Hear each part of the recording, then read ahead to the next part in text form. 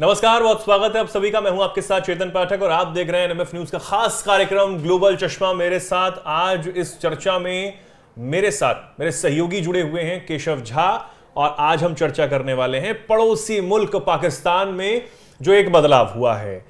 बदलाव कितना सही है, कितना गलत है, और आने वाले समय में पाकिस्तान के लिए कितना ज्यादा गलत हो सकता है या नहीं हो सकता है, या भारत से भी क्या इसका कोई संबंध हो सकता है। तमाम पहलुओं पर हम जल्दी से चर्चा करेंगे। आपको बता दें कि पाकिस्तान में फौज को लुभाने के लिए शहबाज सरकार ने जो आर्मी चीफ हैं, यानी कि पाकिस्तानी आर्मी चीफ का कार्यकाल 2 साल और बढ़ा दिया है। 3 साल का कार्यकाल हुआ करता था, जिसे बढ़ाकर अब 5 साल कर दिया गया है।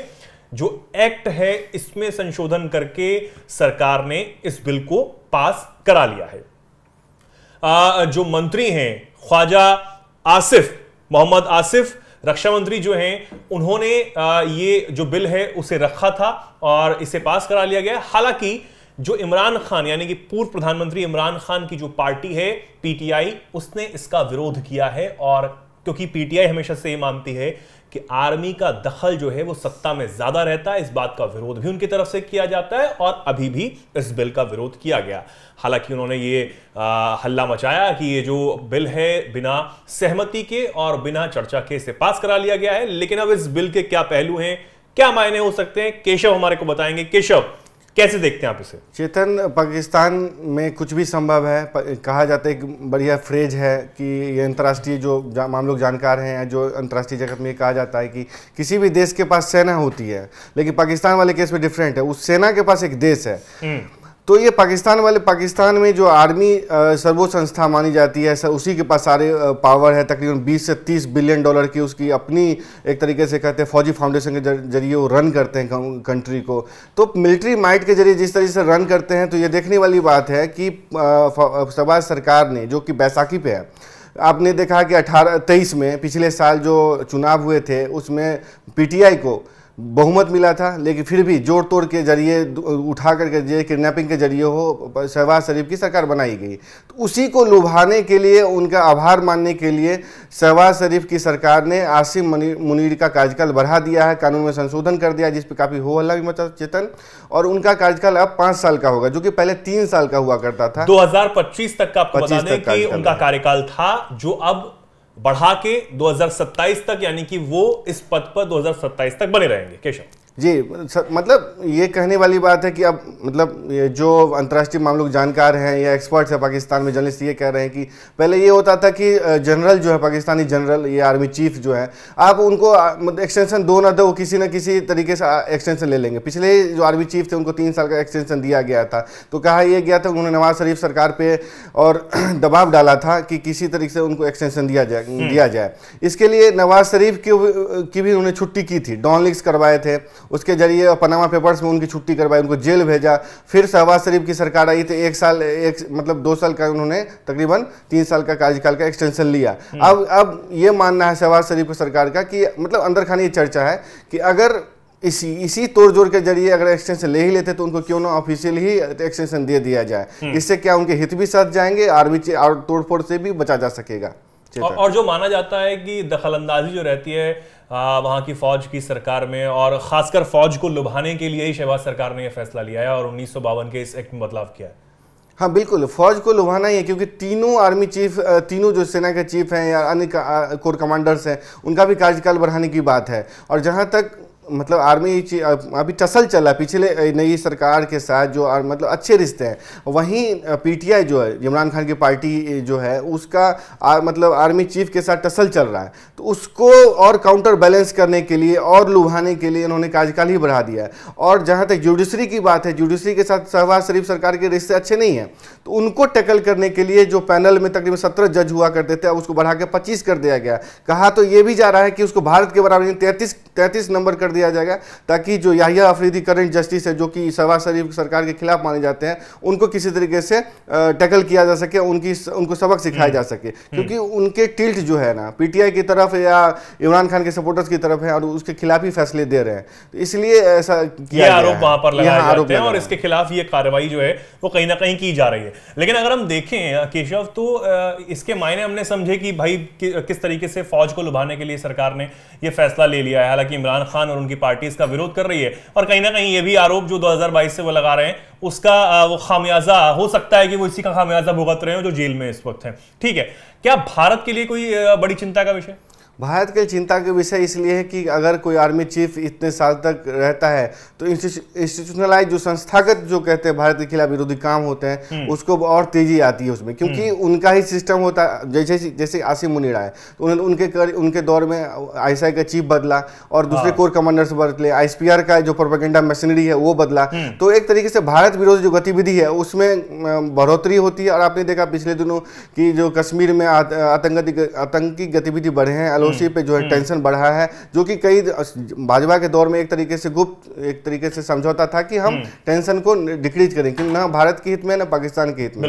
लेकिन जब से आसिम मुनीर आए हैं तो उनके दौर में उनको क्योंकि लोकप्रियता में कमी हो रही थी, तो उनको भी एक तरीके से इस्लामिक और जो एजेंडा है उस पर खेलने के लिए भारत के खिलाफ बॉर्डर पर टेंशन बढ़ाना पड़ा। क्योंकि पाकिस्तान में देखा गया था आर्मी जो है बैकफुट पर जा रही थी, क्योंकि इमरान खान के सपोर्टर पे जो क्रैकडाउन हुआ था तो कहीं ना कहीं इमरान खान को सिंपैथी मिल रही थी और भारत के खिलाफ जो है ना टेंशन बढ़ा करके ही आसिम मुनीर जो ये कह सकते हैं लाहौर में या मुल्तान है जो पंजाबी बेल्ट है वहाँ पे अपना समर्थन हासिल कर सकते हैं, क्योंकि फौज की ज़्यादातर चंक जो है ना वहीं से आता है और उसका समर्थन जो है उनको जरूर हासिल हो सकता है। इसमें समझने वाली बात ये भी कहीं ना कहीं हो जाती है, क्योंकि जिस तरीके से अब पाकिस्तान में ये चीज़ हुई है तो शहबाज सरकार के कहने पर हुआ है और शहबाज सरकार की सहमति से जब ये होता है, क्योंकि हम इतिहास अगर पाकिस्तान का उठाकर देखें तो यही रहता है कि दबदबा हमेशा सेना का ही रहता है। कभी भी तख्ता पलट हो जाता है, कभी भी चीज़ें हैं वो सरकार में दखल अंदाजी तो रहती है लेकिन वो गायब भी हो जाती है और फिर जो सेना है वहां पर टेक ओवर कर लेती है।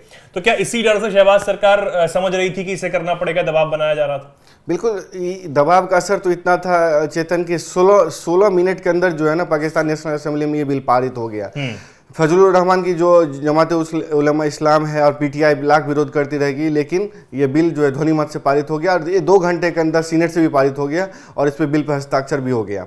आसिफ अली जरदारी जो पीपीपी के राष्ट्रपति हैं पार्टी से हैं, उन्होंने इस पर हस्ताक्षर भी कर दिया। मतलब ये 16 मिनट के अंदर इतने महत्वपूर्ण बिल पर जो है सारी पार्टियां एक मत हो गई। जो फजलुर रहमान की पार्टी है, पीटीआई है, पीपी है, जो लगातार इनकी आइडियोलॉजी नहीं मैच करती है, विरोध कर रहे हैं शहबाज सरकार का। फिर लेकिन इस मुद्दे पे 16 मिनट के अंदर बिल पास हो जाना क्या बताता है? आईएमएफ वाले बिल जो जितने होते हैं उसका कितना विरोध होता है, दूसरे बिल का कितना विरोध होता है, इतना टसल है वहां पे कि मारपीट नेशनल असेंबली हमको देखने मिलते हैं। लेकिन ये बिल पे 16 मिनट में पास हो जाना बताता है कि पाकिस्तानी आर्मी की ताकत क्या है, पाकिस्तानी आर्मी की ताकत क्या है ये समझ आती है और कितना दबदबा जो है वहां की सरकार पर, वहां की सत्ता पर पाकिस्तानी सेना का रहता है, ये इससे समझ आता है। और केशव ने जो बताया कि 16 मिनटों के अंदर ही जो सब कुछ है वो हो गया, सारी चीजें जो है वो बिल पास हो गई और उसके बाद इस एक्ट में जो है बदलाव पूरी तरीके से हो गया है, संशोधन जो है वो हो गया है। अब आर्मी चीफ जो है उनका कार्यकाल बढ़ा दिया गया है, जिसमें असीम मुनीर जो कि इस वक्त इस पद पर हैं, 2025 में उनका कार्यकाल जो है वो खत्म होने वाला था, लेकिन अब वो बढ़कर और 2 साल एक्सटेंड कर दिया गया है, यानी कि 2027 तक अब वो इस पद पर बने रहेंगे। और जो गतिविधि जो पाकिस्तान में होती है, और हम ये सब जानते हैं कि पाकिस्तान में किस तरीके से गतिविधियां होती हैं, आतंकियों को वहां पाला जाता है, आतंकियों को वहां सारी ट्रेनिंग दी जाती है, सिखाया जाता है। और इस बात को जिस तरीके से क्या हम इस तरीके इसको भी देख सकते हैं, जो बलूचिस्तान प्रांत में इस वक्त अशांति फैली हुई है और सेना का विरोध तगड़ा हो रहा है, चीनी नागरिकों को वहां पर निशाना बनाया जा रहा है, ठीक है, लेकिन टारगेट तो यही है कि पाकिस्तानी आर्मी को वहां से किसी तरह खदेड़ा जाए, भगाया जाए। तो वहां पर भी क्या चीजें जो है वो गतिविधियां बढ़ सकती हैं आर्मी की? पिछले 2 घंटे पहले ये खबर आई थी कि पिछले 6 महीने में तीसरी बार चीनी नागरिकों पर पाकिस्तान में हमला हुआ है। और पिछले दिनों ही एक और खबर आई थी कि पाकिस्तानी आर्मी के ताकत में बढ़ोतरी की गई है, ताकि जो किडनैपिंग या फोर्स डिसअपीयरेंस है या जो टैकल डाउन है, आतंकवादियों की टैकलिंग है, तो उसमें उनको ज़्यादा ताकत दी गई है ताकि उनको मिलिट्री कोर्ट्स में उनका ट्रायल किया जा सकता है और उनको क्या कहते हैं ओपन ट्रायल भी दिया जा सकता है। तो ओपन ट्रायल तो दिखाने के मॉक ट्रायल हो, ओपन ट्रायल दिखावटी है। अगर पाकिस्तानी कोर्ट मार्शल होता है या पाकिस्तानी कोर्ट्स में आपका क्या कहते हैं ट्रायल चलता है तो उस पर पाकिस्तानी अदालतों का कुछ नहीं चलता क्योंकि गुप्त रूप से ISI उनको टैकल करती है।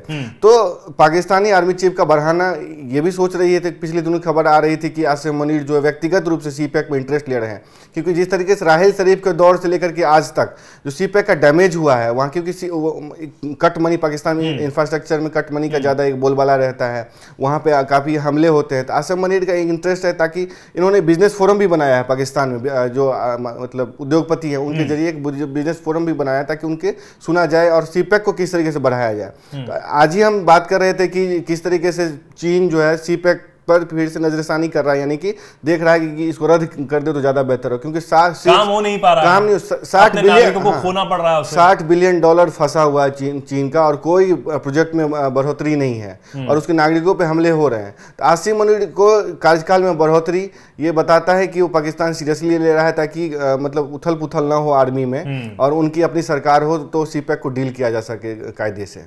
बिल्कुल। और आसिम मुनीर क्योंकि दबदबा तो रखते ही होंगे और जिस तरीके से शहबाज सरकार को अगर ये फैसला लेना पड़ा है तो आप समझिए, और 16 मिनटों के अंदर अगर ये बिल पास हो जाता तो आप समझिए कितना महत्वपूर्ण बिल ये सरकार के लिए भी रहा होगा और कितना दबाव वहां की सरकार पर सेना की तरफ से रहा होगा। और जो बेदखली वहां पर रहती है, जो दखल वहां पर रहता है वहां की सत्ता में सेना की तरफ से, वो कितना ज्यादा और ज्यादा बढ़ गया है ये भी समझा जा सकता है। हालांकि इमरान खान के लिए और ज्यादा मुश्किलें बढ़ जाएंगी, ये साफ है।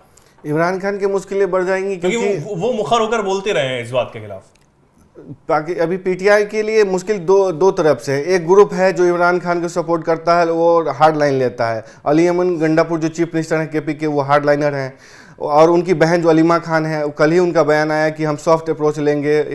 सलमान अकरम राजा वहाँ के जो PTI के वकील हैं, यानी इमरान खान के लीगल टीम का हेड कर रहे हैं, वो सॉफ्ट अप्रोच ले रहे हैं क्योंकि जानते हैं कि आर्मी से लड़ करके मतलब इमरान खान को जेल से रिहा तो नहीं करवा सकते, सत्ता में वापस नहीं आ सकते। और ये भी खबर आ रही है कि अगर इसी तरीके हार्डलाइन अली अमन गंडापुर लेते हैं तो KPK में उनकी सरकार भी जा सकती है। पिछले दिनों उनके गायब होने की भी खबर आई थी। तो इमरान खान के एक के बाद एक मंत्री जो उनके साथ काबीना मंत्री रहे, उनके साथी रहे, वो जेल जा रहे हैं, उनको गायब किया जा रहा है और इमरान खान खुद जेल में बैठे हैं। जब पार्टी का सरबराह जेल में बैठा है और आपका एक तबका है जो आर्मी से टक्कर ले रहा है, उनको कफन, गंडापुर की बात करें तो उन्होंने अपने परिवार को कहा कि मैं जा रहा हूँ सिर पर कफन बांध करके, अगर नहीं आऊँ तो मेरा जनाजा फातिहा पढ़ देना।